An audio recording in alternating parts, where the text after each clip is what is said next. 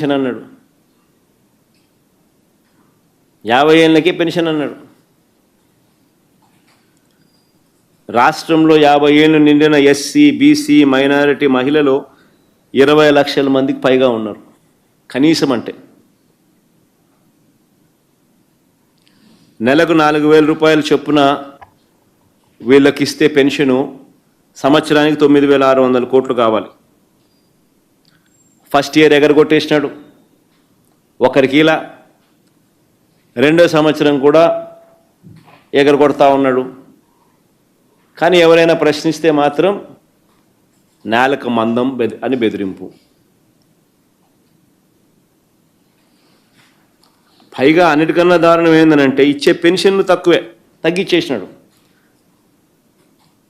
ఈయన ముఖ్యమంత్రి అయ్యే నాటికి ఎలక్షన్ జరిగే నాటికి మార్చిలో ఈయన ఎలక్షన్కు పోయే నాటికి 66,34,742 పెన్షన్లు ఉంటే నిన్న జూన్లో పెన్షన్ అంటే ఈ నెలలో ఇచ్చిన పెన్షన్లు ఎంతమందికి అంటే 61,48,000 మందికి.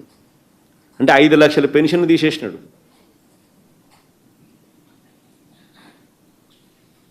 ఎలక్షన్లకు పోయే నాటికి 66,34,742 పెన్షన్లు ఉంటే మార్చ్ 2024లో సంవత్సరం తిరిగేసరికి ఒక్కరికి కొత్త పెన్షన్ ఇవ్వకపోగా ఉన్న పెన్షన్లు 5 లక్షల పైన 5 లక్షలు తగ్గించేసినాడు.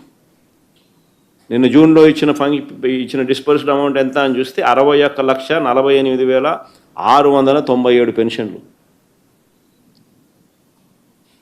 నిన్న ఈ జూన్లో ఇచ్చిన పెన్షన్లు సంఖ్య.